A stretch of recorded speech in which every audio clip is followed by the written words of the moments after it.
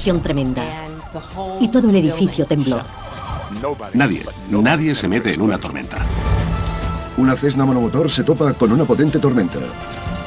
¿Hay una niña de 7 años al mando?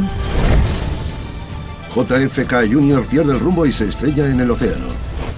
Estiras de la palanca de mandos y te crees que estás corrigiendo el descenso, pero en realidad lo estás empeorando. Y un lanzador de los Yankees se estrella contra un rascacielos de Manhattan. ¿Qué leches hace este tío haciendo maniobras Tancer? ¡Bum! Se acabó. Las reconstrucciones animadas les mostrarán qué puede pasar cuando las avionetas se encuentran en problemas. Si te enfrentas a la madre naturaleza, más te vale estar bien preparado o vas a acabar mal.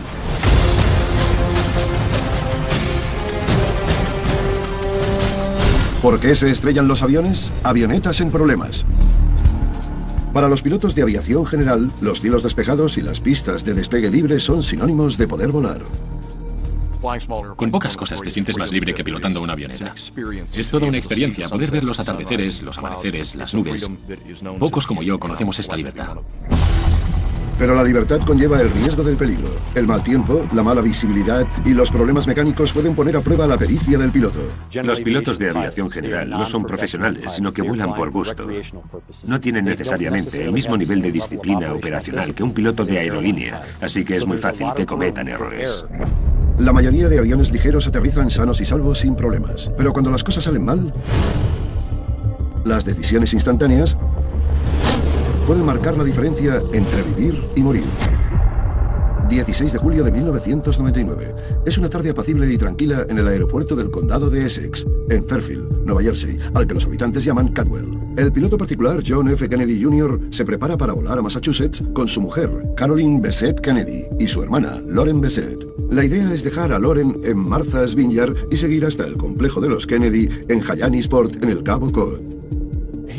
Subía por la costa este hasta Martha's Vineyard y luego iba a girar y salir hacia la isla. Era una ruta normal. Lleva su Piper Saratoga monomotor de 6 plazas a la pista. A las 8:38 de la tarde, despega. La última torre de control con la que habló fue la de Caldwell. Después nadie se comunicó con JFK Jr. Es la última vez que lo escucharán. 63 minutos más tarde, la Piper Saratoga de John F. Kennedy Jr. desaparece sobre las oscuras aguas del Océano Atlántico. Seguimos con la búsqueda de John F. Kennedy Jr., que está... Cuando el público se entera del accidente, a la Junta Nacional de Seguridad del Transporte le encargan que averigüe lo que ha pasado. Hablan con quien creen que fue el último en ver a JFK Jr. con vida. La noche del accidente, el piloto particular, Kyle Bailey, estaba en el aeropuerto de Cadwell planeando su propio viaje a Martha's Vineyard cuando vio que llegaba Kennedy. Yo diría que serían las 7 de la tarde o así. Fue a un teléfono para llamar. Parecía un piloto cualquiera planeando un vuelo nocturno. Pero John F. Kennedy Jr. no era un piloto cualquiera, sino una de las personas más famosas y seguidas de los Estados Unidos. El empresario y piloto de recreo, Munir Hussein, recuerda que Kennedy frecuentaba el aeropuerto. Cuando conocí a John, ya sabía perfectamente quién era. Había leído cosas sobre su padre, sobre Kennedy. Estaba muy emocionado y me sorprendió lo majo que era. Era muy campechano. En verano de 1999, Kennedy tenía unos cuantos cientos de horas de vuelo más que el mínimo de 35 que se exige para conseguir la licencia de piloto. También seguía practicando para volar usando solo los instrumentos de vuelo, pero era más capaz de pilotar su Cessna 182 por su cuenta. Creo que era un gran piloto y que quería mejorar. Cuando Hussein decidió comprarse una bimotor, John aprovechó para comprarse la Piper Saratoga de su nuevo contacto. La Saratoga fue un gran paso para él. Pero una cosa en la que le insistí fue que la avioneta era mucho más avanzada que la que él llevaba. Más rápida. Le dije que se asegurase de que estaba bien entrenado y que no empezase a volar por su cuenta hasta que no tuviese la licencia de piloto instrumental, porque él solo era privado. Pero Kennedy no hace caso a los consejos de su amigo. Los investigadores descubren que la noche del accidente, Kennedy volaba sin instructor y hacía un tiempo que estaba empeorando. Las condiciones iban a peor en la zona de Martha's Vineyard. A eso se le llama condiciones VFR marginales. VFR es de reglas de vuelo visual en inglés. Es cuando hace buen tiempo y se ven los demás aviones, los obstáculos. Depende de tu visión volar y no tener problemas con las cosas. En condiciones marginales, los pilotos privados que no tienen formación para pilotar guiándose con el instrumental de la avioneta siguen teniendo permiso para volar, pero han de tener más precaución porque pueden encontrarse con nubes, niebla o neblina espesa con las que no están preparados para lidiar. Como no es piloto instrumental, Kyle Bailey se preocupa. Me di cuenta de que en la zona la diferencia entre la temperatura y el punto del rocío estaba reduciéndose. Y cuando eso pasa es porque se está formando niebla. Por eso decidí no volar. Kyle cancela su vuelo, pero Kennedy no. Ya se había comprometido, ya iba con retraso, así que iba a contrarreloj. Quería volar a una boda, o sea que él mismo se estaba agobiando. Cuando despega en la noche del 16 de julio, no hay ningún instructor con licencia instrumental a bordo. Y John F. Kennedy vuela por su cuenta. Era el piloto al mando y el único a bordo. Según los datos del radar que rastreaba la señal del transpondedor de la avioneta, al principio el vuelo parece ir como la seda. Tenía el rumbo claro y la altitud era muy estable. Luego, a casi 55 kilómetros al oeste de Martha's Vineyard, empieza a descender. Al principio los datos del radar muestran que la avioneta descendía a más de 180 metros por minuto y con una velocidad aérea controlada de 296 kilómetros por hora. Pero entonces algo cambia. A 670 metros sobre el nivel del mar empieza a virar a la derecha y vuelve a ascender a 762 metros. Se mantiene así un minuto y luego vuelve a descender. Esta vez el descenso no es controlado. El aeroplano cae a más de 1200 metros por minuto. Con el último cambio de velocidad vertical, los 1200 metros por minuto, la avioneta se metió en una situación descontrolada que no pudo solucionar. La señal del radar se corta a los 335 metros. La Saratoga está perdida.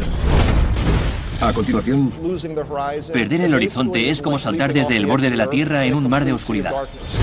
y después, Miraba al sur, era precioso. Y de golpe hubo una explosión tremenda. 17 de julio de 1999. Menos de 6 horas después de que John F. Kennedy Jr. despegue desde el aeropuerto de Caldwell, en Fairfield, Nueva Jersey, se corre la voz de que su Piper Saratoga no ha llegado a su destino, la isla de Martha's Vineyard.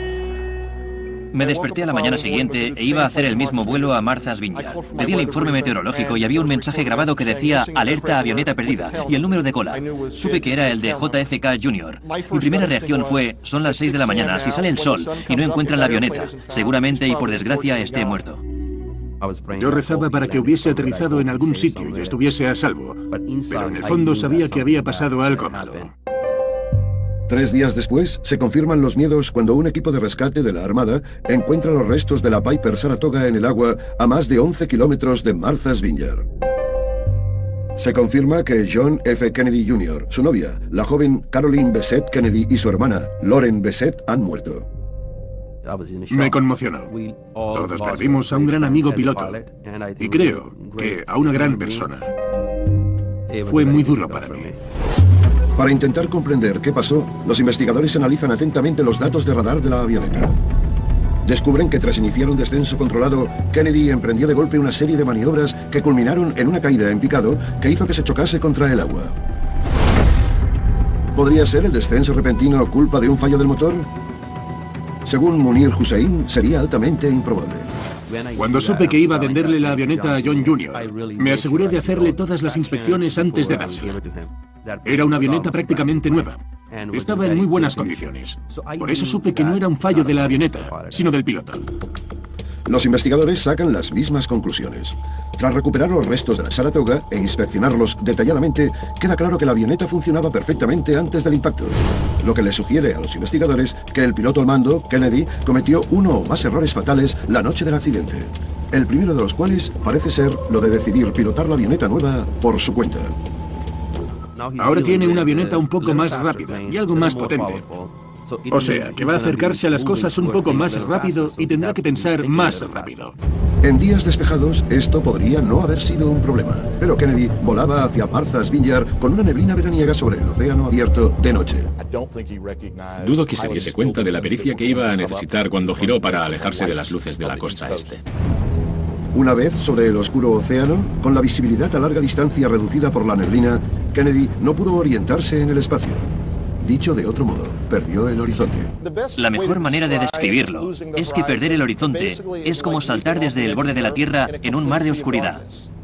No se puede distinguir si estás girando, si vas recto, si subes o si bajas, si no tienes referencias del instrumental. Los pilotos instrumentales saben cómo interpretar los instrumentos para obtener la información necesaria para tener las alas niveladas y volar en estas condiciones. Pero Kennedy no había terminado su formación. Depende de pistas engañosas dadas por su cuerpo para determinar la posición de la avioneta en el aire, en vez de lecturas fiables de los instrumentos.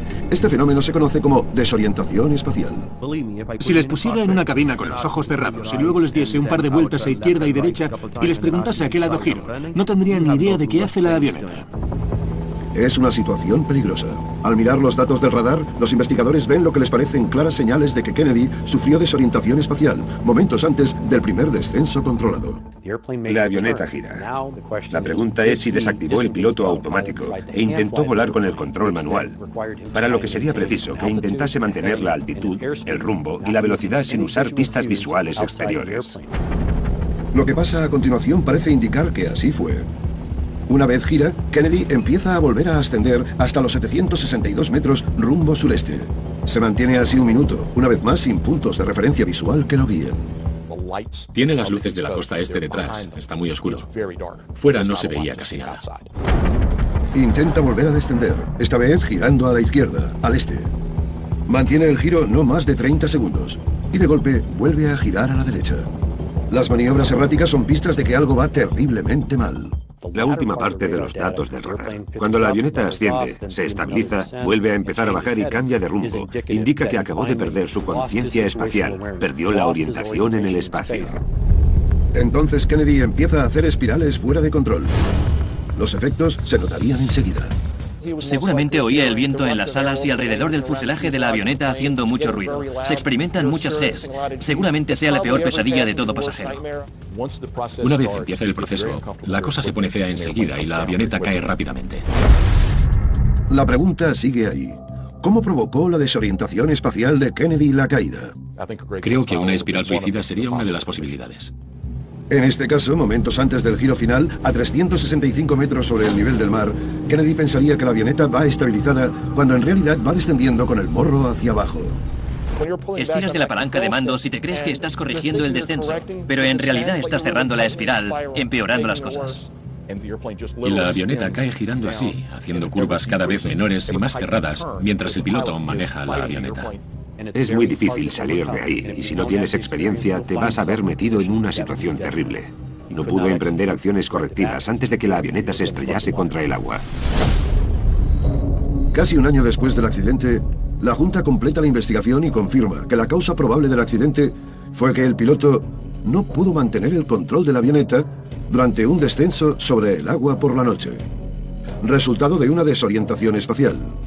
Otros factores fueron la neblina y la oscuridad de la noche. Los descubrimientos son un epílogo triste para una tragedia evitable. Ese día, si hubiese sabido que iba a volar él solo, no le hubiese dejado. Le hubiese llevado a donde quisiera, pero no le hubiese dejado volar solo. Y esa es la tragedia, que fue un accidente que nunca debió haber ocurrido. A continuación... Cuando oí la explosión creí que me iba a morir. No sabía para dónde iba a tirar el ascensor. 11 de octubre de 2006, 2:40 de la tarde. El animado Upper East Side de Nueva York. En lo alto del Bel Air, un edificio de apartamentos de lujo de 50 pisos, la agente inmobiliaria Donna Ocean está disfrutando la vista desde el ático mientras espera a que lleguen los clientes. Los edificios altos son espectaculares. Algunos tienen vistas de kilómetros y kilómetros. Tenía un contrato de un ático precioso. Subí al piso por la tarde, llegué y los clientes aún no estaban. Llegaban un poco tarde. Varios pisos más abajo, el ascensorista, George Sulanay, está trabajando llevando a un compañero al piso 41. Hacía bastante buen día. Estaba despejado. Yo llevaba el ascensor y dejé a un compañero en el piso de arriba. Luego fui bajando hasta el vestíbulo. Al otro lado de la calle, el gestor del edificio, Kevin Key, está en plena jornada laboral, trabajando con un contratista para llevar a cabo el mantenimiento de uno de los pisos de su complejo. Llevo edificios de 5 pisos sin ascensor. Estamos enfrente del Bel Air, rodeados por edificios grandes. Hay mucho jaleo. Para los habitantes y transeúntes del Upper East Side es un día como otro cualquiera, hasta que algo destroza la rutina. Miraba al sur. Se veía el río y la ciudad. Era una vista preciosa. Y de golpe hubo una explosión tremenda. Todo el edificio tembló. Nos sobresaltó. Fue un estallido muy fuerte, una gran explosión. Corrimos a la ventana y vimos caer una bola de fuego. Cuando oí la explosión creí que me iba a morir. No sabía para dónde iba a tirar el ascensor o qué iba a pasar. Era una bola de fuego enorme. En realidad no vi nada, no sabía qué era. Pero cuando vimos caer los restos corrimos a la parte delantera y luego a las escaleras a toda prisa. Casi de inmediato envían un grupo de emergencias, pero Donna Ocean aún no tiene claro qué ha pasado. Pensé, madre mía, aquí pasa algo muy malo. Sonaban unas sirenas fortísimas. Fuera había mucho alboroto, pero no estaba segura de qué era. Vivía en Nueva York y vivía en 11S, así que pensé, ¿será una bomba? ¿Pasa algo en la zona? Sabía que era algo en el edificio. Estaba muy preocupada. Y cuando el ascensor llegó al vestíbulo y se abrieron las puertas, no se veía nada. Estaba todo lleno de humo. Parecía que era de noche. En el puente Triborough, al otro lado del East River, el cineasta y piloto de recreo, Henry Neimark, tiene muy claro lo que ha pasado. Estaba entrando en el puente desde el lado de Manhattan, cuando vi una avioneta que hacía maniobras. Era muy raro, pero ¿qué leches hace el tío ese? Con esas maniobras. Y entonces vi la bola de fuego. Era una bola de fuego. Supe exactamente lo que había pasado. Se había estrellado contra el edificio. A las 2:42 de la tarde, una Cirrus SR-20 monomotor de 4 plazas se estrella contra el piso 40 del Bel Air, regando la calle 72 de restos en llamas y provocando un incendio en el edificio. Salimos, vimos un ala en el acceso. Corrí, cogí un extintor y apagué un trozo del ala que estaba en mi lado del edificio y entré para coger la cámara. En el ático, unos 10 pisos por encima del fuego, Donna Ocean aún no sabe qué ha pasado, pero empieza a darse cuenta de que es algo serio. Supe que tenía que irme rapidísimo. Me imaginé que tenía solo unos minutos. Bajé por la escalera de incendios y a un piso o dos el humo ya subía. Pensé que era una forma increíble de morir. A continuación, me quedé conmocionado cuando pasó. Soy muy fan de los Yankees. Y cuando me enteré de que era un jugador, pues pensé en la familia de los Yankees. Y después, dije, la avioneta tiene problemas. Algo va mal. 11 de octubre de 2006. Nueva York da una respuesta rápida al incendio del Bel Air, instantes después de que una Cirrus SR-20 se estrelle contra el piso 40 del edificio.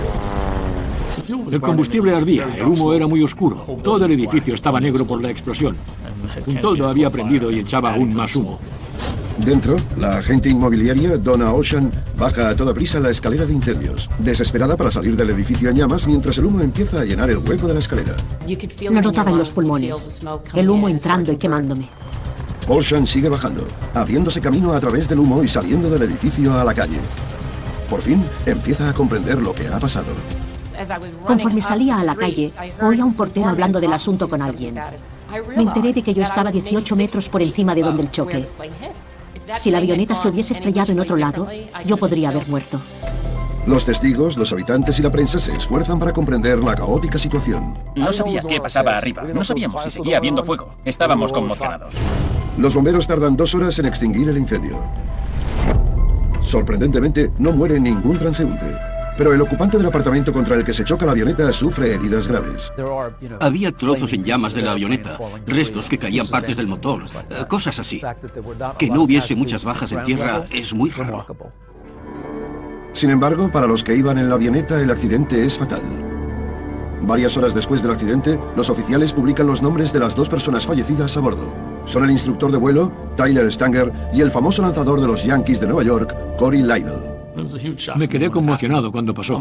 Soy muy fan de los Yankees y cuando me enteré de que era un jugador, pues pensé en la familia de los Yankees y claro, la familia de la víctima. El público ansía averiguar qué ha pasado. Mientras los investigadores empiezan a peinar la escena del accidente donde están los restos, otros se ponen a repasar el historial de vuelo de Lidle y Stanger.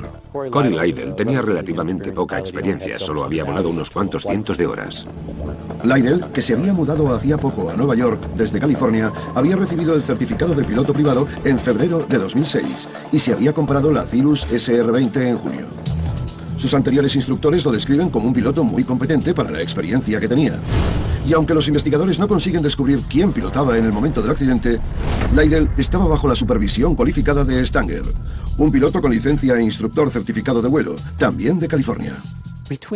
Los dos eran pilotos cualificados y en activo, pero no tenían mucha experiencia pilotando avionetas sobre el East River. Y ese espacio aéreo es uno de los más complejos de los Estados Unidos.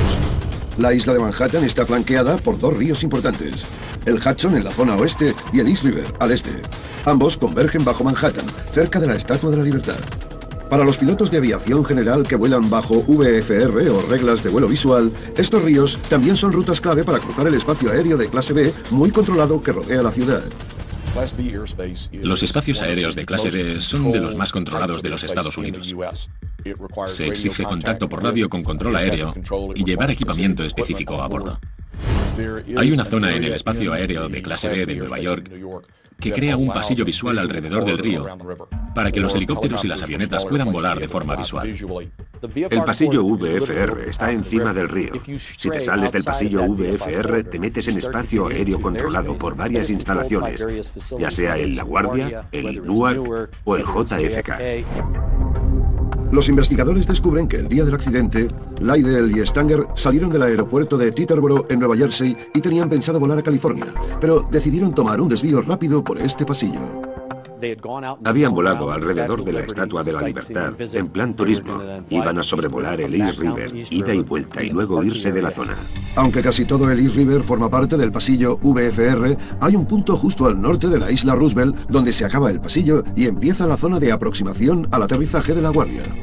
A no ser que Lydell y Stanger fuesen a llamar por radio a La Guardia para obtener permiso para penetrar en este espacio aéreo de clase B, tendrían que haber dado la vuelta. Si solo vas de turismo, es mejor no tener que llamar ni hablar con control aéreo. Intentaron dar media vuelta y volver por el río. Los investigadores creen que ahí es donde empezaron los problemas. Según los datos del transpondedor de la avioneta, al norte de la isla Roosevelt, en mitad del East River, la Cirrus empieza a hacer un giro cerrado de 40 a 45 grados hacia la izquierda. Cualquier otro día, esto hubiese bastado para que diesen la vuelta y siguiesen a salvo sobre el río, pero cometen un descuido fatal. El viento soplaba con bastante velocidad ese día, y el efecto que tuvo es que los movió en su dirección durante el giro. Por desgracia, no tuvieron en cuenta el viento de costado, y al ser una zona muy estrecha, de entre 396 y 457 metros, cuando acabaron de girar se encontraron con edificios altos. Los investigadores creen que cuando los pilotos se dieron cuenta de que se dirigían hacia el edificio, intentaron aumentar el ángulo de alabeo y cerrar más el giro para volver a colocarse sobre el río, pero en vez de eso la avioneta descendió.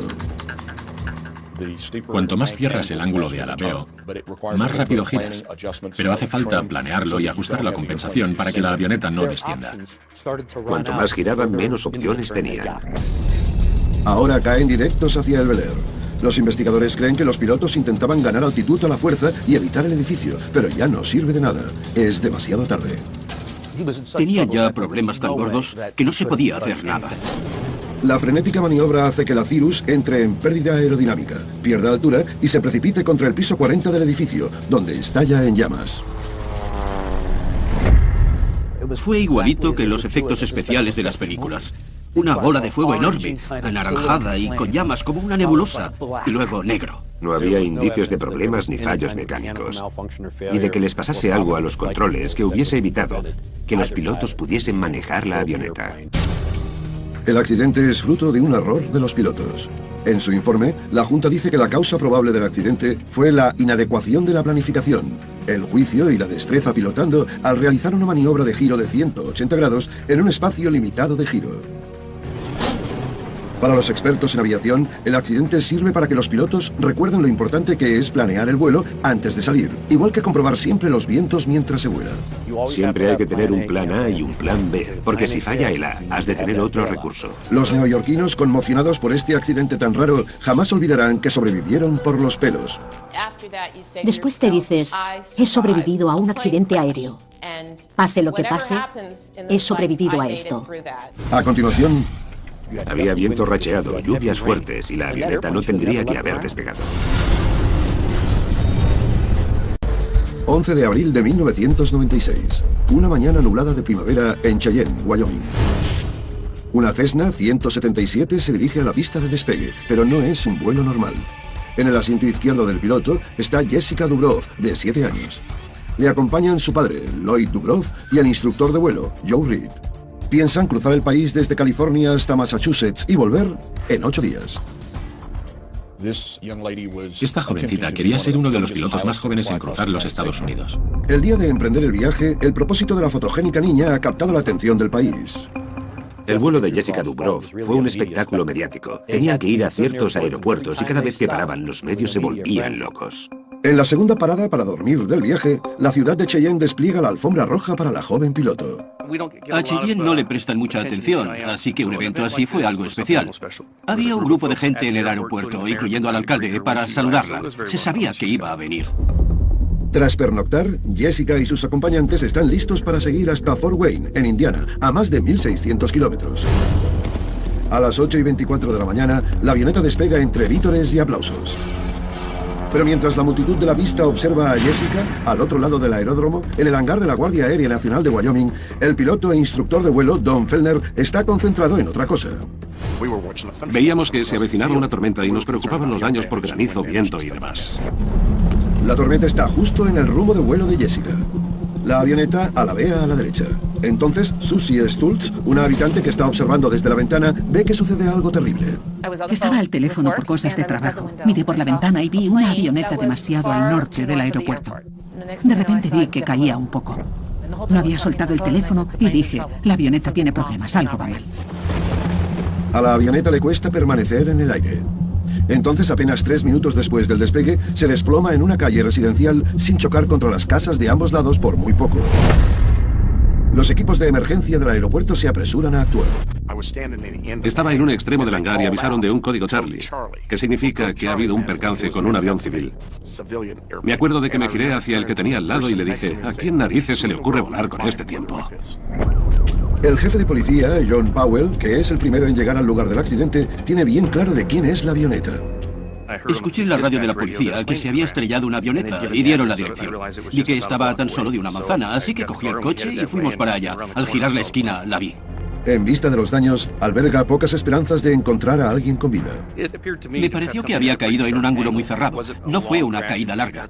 Era evidente que se había desplomado en el sitio y estaba clarísimo que no había supervivientes. Era muy duro de ver, muy traumático.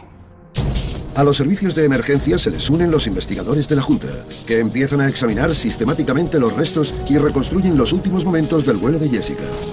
Pero para el piloto veterano, Don Fellner, no cabe duda de que contribuyó a que sucediese el accidente. Nadie se mete en una tormenta. Los pilotos de aerolíneas las rodean o las sobrevuelan, no van por debajo. Las tormentas y los aviones no se llevan bien por varias razones, pero las más evidentes son que puede granizar, haber lluvias fuertes, vientos fuertes, visibilidad reducida y corrientes de aire ascendentes y descendentes. Hasta a los aviones más grandes les afecta la madre naturaleza. Las tormentas se forman cuando el aire húmedo se calienta rápidamente y se eleva, creando nubes enormes. Cuando la tormenta se disipa, cuando cae la lluvia, hay columnas enormes de aire frío llamadas microrráfagas que descienden de la nube. Descienden a 1.200 metros por minuto, así de rápidas son. Si estás en una avioneta que solo puede ascender a 152 metros por minuto, hasta en el mejor de los casos, descenderás a 1.048 metros por minuto. Un análisis del vídeo grabado la mañana del accidente sugiere que la Cessna monomotor de Jessica se topa con la tormenta que se avecina casi en cuanto despega. Cuando despegó, la avioneta iba muy lenta. El viento estaba muy racheado, así que las alas se balanceaban y entonces se toparon con la lluvia. Cuando sale del aeropuerto, sigue teniendo problemas. La estaba mirando y me pareció que la avioneta estaba demasiado baja. Parecía que le costaba bastante ganar altitud. Entonces, la avioneta parece perder la elevación del todo. Se notaba que estaba en apuros porque cayó. Cayó por debajo de los tejados y de los árboles. Se estrelló contra el suelo. Lo notamos. Tembló el suelo. Estaba conmocionada. En plan, alguien acaba de morir.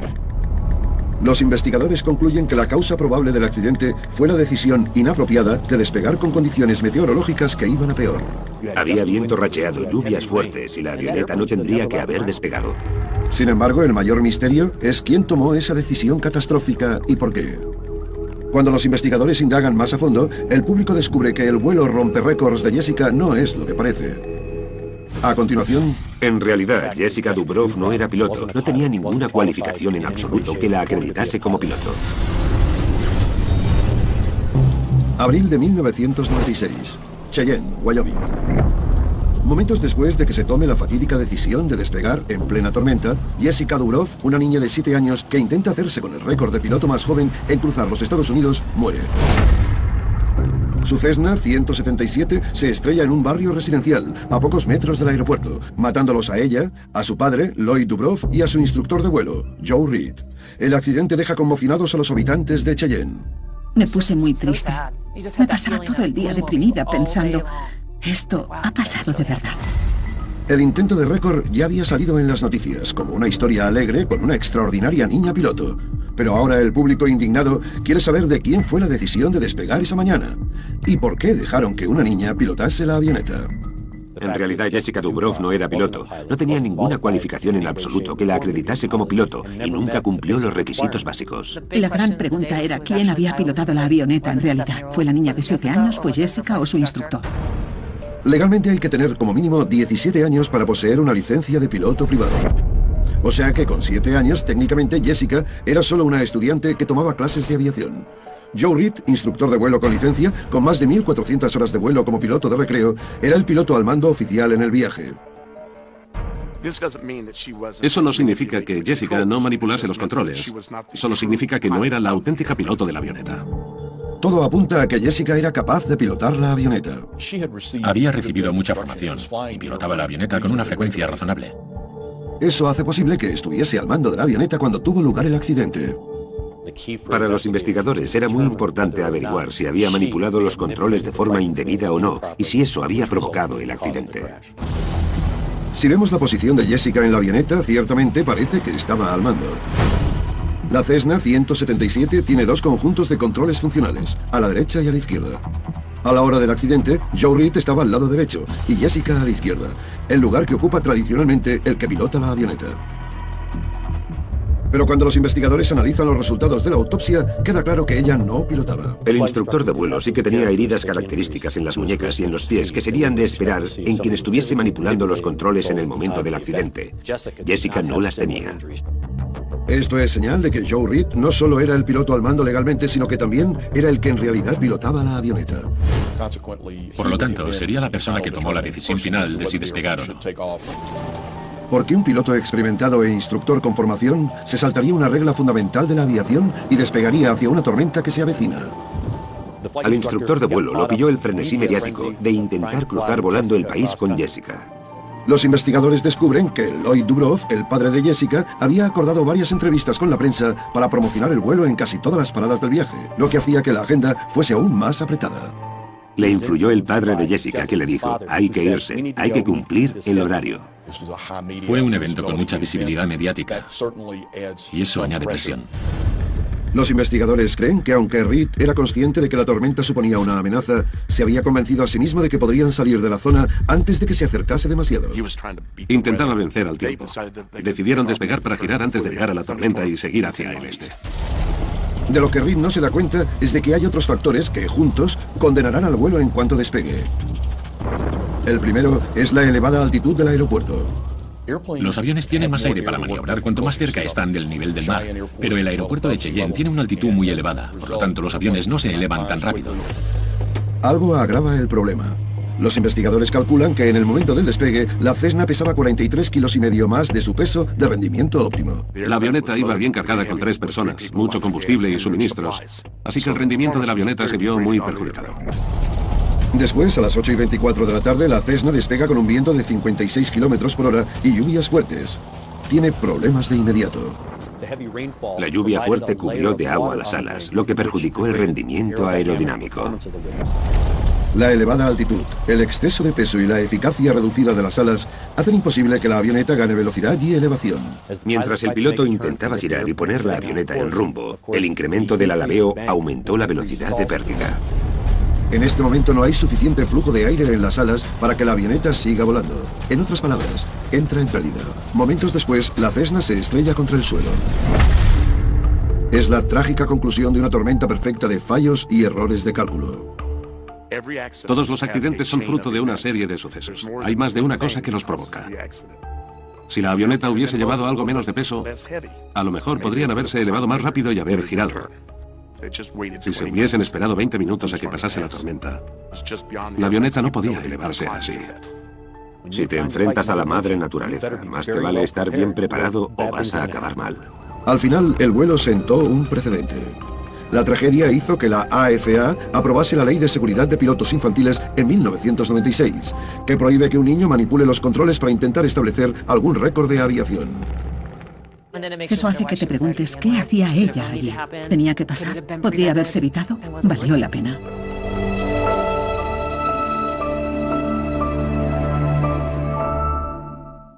Así seguidas de los Estados Unidos.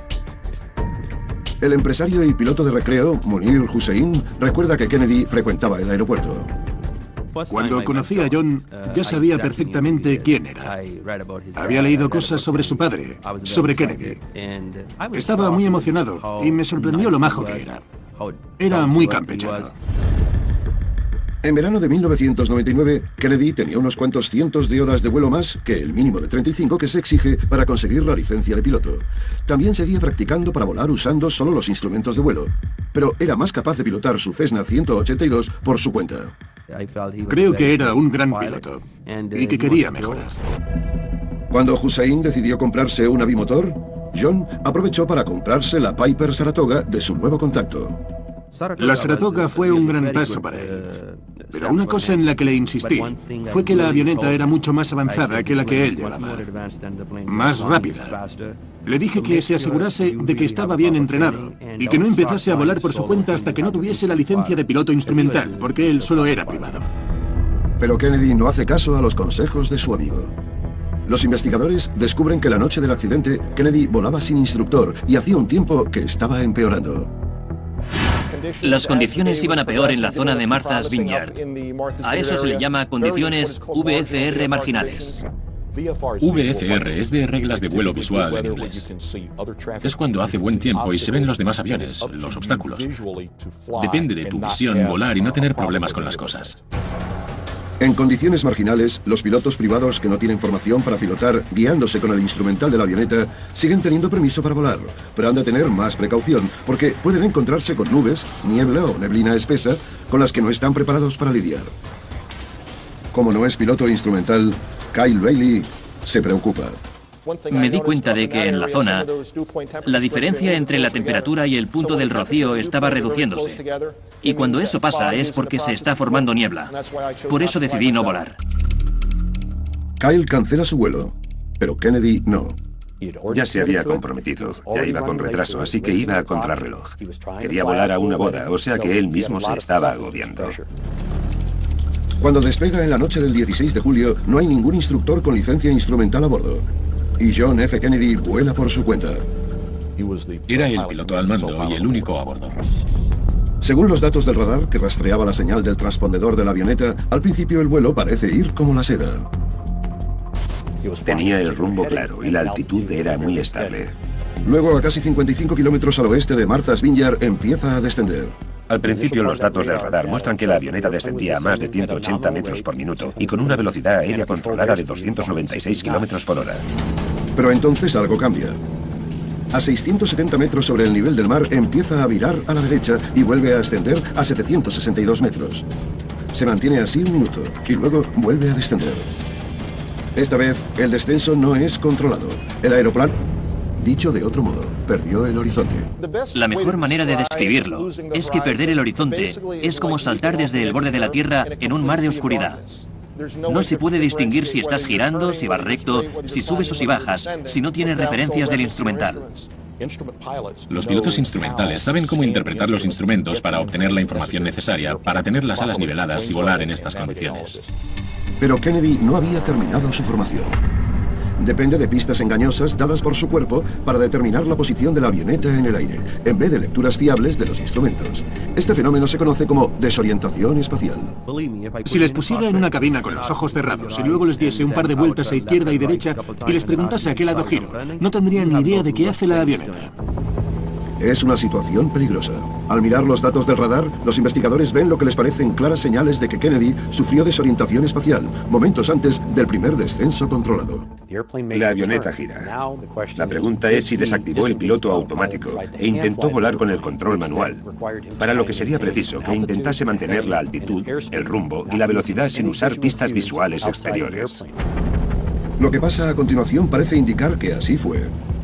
Una vez gira, Kennedy empieza a volver a ascender hasta los 762 metros rumbo sureste.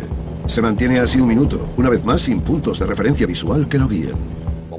Tiene las luces de la costa este detrás. Está muy oscuro. Fuera no se veía casi nada. Intenta volver a descender, esta vez girando a la izquierda, al este. Mantiene el giro no más de 30 segundos y de golpe vuelve a girar a la derecha. Las maniobras erráticas son pistas de que algo va terriblemente mal. La última parte de los datos del radar. Cuando la avioneta asciende, se estabiliza, vuelve a empezar a bajar y cambia de rumbo. Indica que acabó de perder su conciencia espacial, perdió la orientación en el espacio. Entonces Kennedy empieza a hacer espirales fuera de control. Los efectos se notarían enseguida. Seguramente oía el viento en las alas y alrededor del fuselaje de la avioneta haciendo mucho ruido. Se experimentan muchas Gs. Seguramente sea la peor pesadilla de todo pasajero. Una vez empieza el proceso, la cosa se pone fea enseguida y la avioneta cae rápidamente. La pregunta sigue ahí. ¿Cómo provocó la desorientación espacial de Kennedy la caída? Creo que una espiral suicida sería una de las posibilidades. En este caso, momentos antes del giro final, a 365 metros sobre el nivel del mar, Kennedy pensaría que la avioneta va estabilizada cuando en realidad va descendiendo con el morro hacia abajo. Estiras de la palanca de mandos y te crees que estás corrigiendo el descenso, pero en realidad estás cerrando la espiral, empeorando las cosas. Y la avioneta cae girando así, haciendo curvas cada vez menores y más cerradas, mientras el piloto maneja la avioneta. Es muy difícil salir de ahí, y si no tienes experiencia, te vas a ver metido en una situación terrible. No pudo emprender acciones correctivas antes de que la avioneta se estrellase contra el agua. Casi un año después del accidente, la Junta completa la investigación y confirma que la causa probable del accidente fue que el piloto no pudo mantener el control de la avioneta durante un descenso sobre lo que cae a más de 1.200 metros por minuto. Con el último cambio de velocidad vertical, 2.200 metros por minuto, la avioneta se metió en una situación descontrolada que no pudo solucionar. La señal del radar se corta a los 335 metros. La Saratoga está perdida. A continuación... Perder el horizonte es como saltar desde el borde de la Tierra en un mar de oscuridad. Y después... Miraba al sur, era precioso, y de golpe hubo una explosión tremenda. 17 de julio de 1999. Menos de 6 horas después de que John F. Kennedy Jr. despegue desde el aeropuerto de Caldwell, en Fairfield, Nueva Jersey, se corre la voz de que su Piper Saratoga no ha llegado a su destino, la isla de Martha's Vineyard.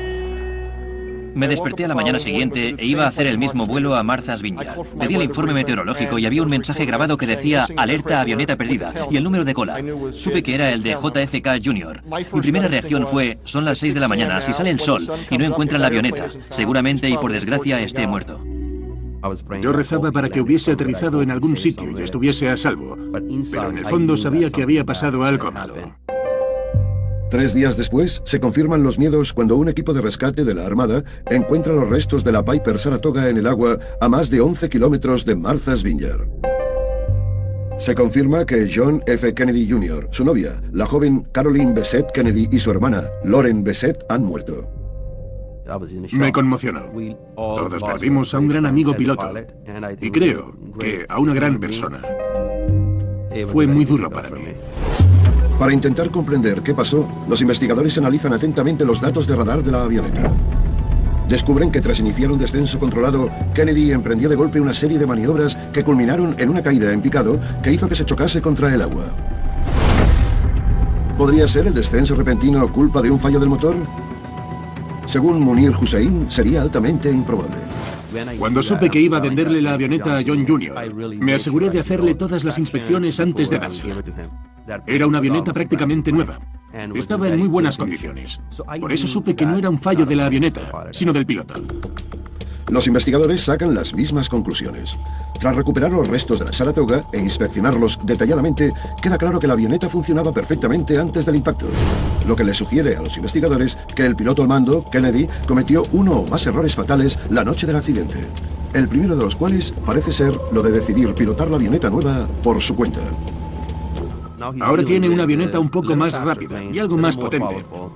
O sea, que va a acercarse a las cosas un poco más rápido y tendrá que pensar más rápido. En días despejados, esto podría no haber sido un problema, pero Kennedy volaba hacia Martha's Vineyard con una neblina veraniega sobre el océano abierto de noche. Dudo que se diese cuenta de la pericia que iba a necesitar cuando giró para alejarse de las luces de la costa este. Una vez sobre el oscuro océano, con la visibilidad a larga distancia reducida por la neblina, Kennedy no pudo orientarse en el espacio del agua por la noche. Resultado de una desorientación espacial. Otros factores fueron la neblina y la oscuridad de la noche. Los descubrimientos son un epílogo triste para una tragedia evitable. Ese día, si hubiese sabido que iba a volar él solo, no le hubiese dejado. Le hubiese llevado a donde quisiera, pero no le hubiese dejado volar solo. Y esa es la tragedia, que fue un accidente que nunca debió haber ocurrido.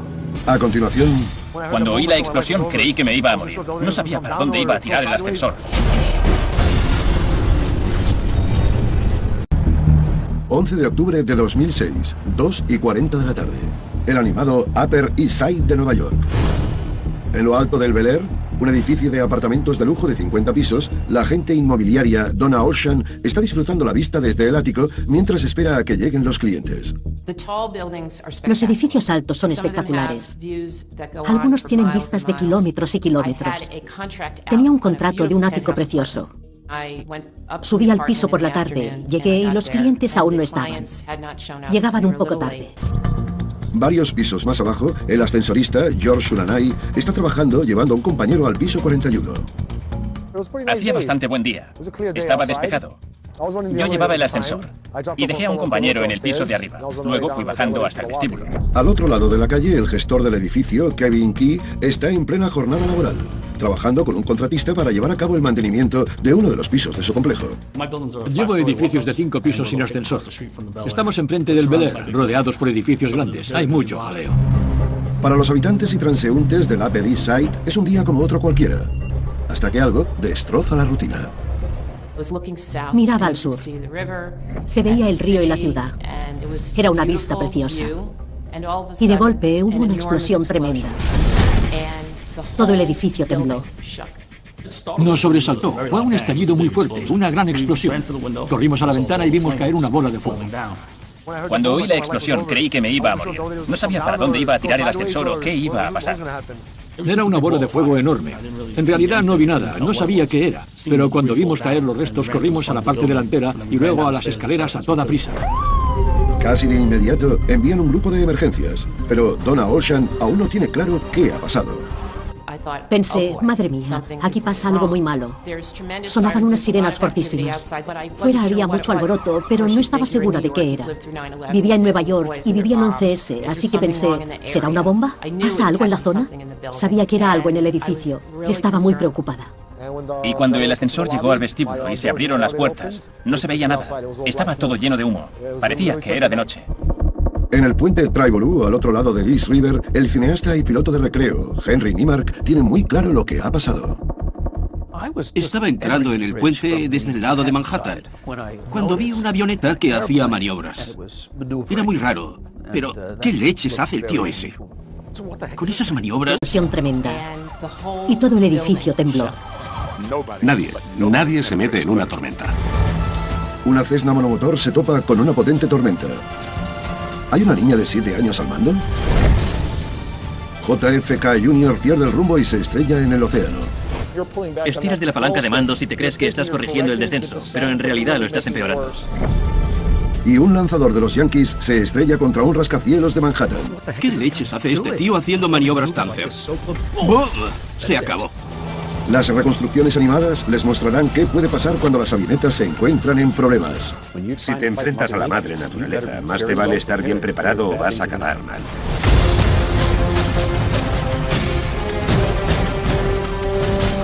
¿¿Por qué se estrellan los aviones? Avionetas en problemas. Para los pilotos de aviación general, los cielos despejados y las pistas de despegue libre son sinónimos de poder volar. Con pocas cosas te sientes más libre que pilotando una avioneta. Es toda una experiencia poder ver los atardeceres, los amaneceres, las nubes. Pocos como yo conocemos esta libertad. Pero la libertad conlleva el riesgo del peligro. El mal tiempo, la mala visibilidad y los problemas mecánicos pueden poner a prueba la pericia del piloto. Los pilotos de aviación general no son profesionales, sino que vuelan por gusto. No tienen necesariamente el mismo nivel de disciplina operacional que un piloto de aerolínea, así que es muy fácil que cometan errores. La mayoría de aviones ligeros aterrizan sanos y salvos sin problemas. Pero cuando las cosas salen mal, las decisiones instantáneas pueden marcar la diferencia entre vivir y morir. 16 de julio de 1999. Es una tarde apacible y tranquila en el aeropuerto del condado de Essex, en Fairfield, Nueva Jersey, al que los habitantes llaman Cadwell. El piloto particular John F. Kennedy Jr. se prepara para volar a Massachusetts con su mujer, Caroline Bessette Kennedy, y su hermana, Lauren Bessette. La idea es dejar a Lauren en Martha's Vineyard y seguir hasta el complejo de los Kennedy en Hyannisport, en el Cabo Cod. Subía por la costa este hasta Martha's Vineyard y luego iba a girar y salir hacia la isla. Era una ruta normal. Lleva su Piper Saratoga monomotor de 6 plazas a la pista. A las 8:38 de la tarde, despega. La última torre de control con la que habló fue la de Caldwell. Después nadie se comunicó con JFK Jr. Es la última vez que lo escucharán. 63 minutos más tarde, la Piper Saratoga de John F. Kennedy Jr. desaparece sobre las oscuras aguas del Océano Atlántico. Seguimos con la búsqueda de John F. Kennedy Jr., que está... Cuando el público se entera del accidente, a la Junta Nacional de Seguridad del Transporte le encargan que averigüe lo que ha pasado. Hablan con quien creen que fue el último en ver a JFK Jr. con vida. La noche del accidente, el piloto particular, Kyle Bailey, estaba en el aeropuerto de Cadwell planeando su propio viaje a Martha's Vineyard cuando vio que llegaba Kennedy. Yo diría que serían las 7 de la tarde o así. Fui a un teléfono para llamar. Parecía un piloto cualquiera planeando un vuelo nocturno. Pero John F. Kennedy Jr. no era un piloto cualquiera, sino una de las personas más famosas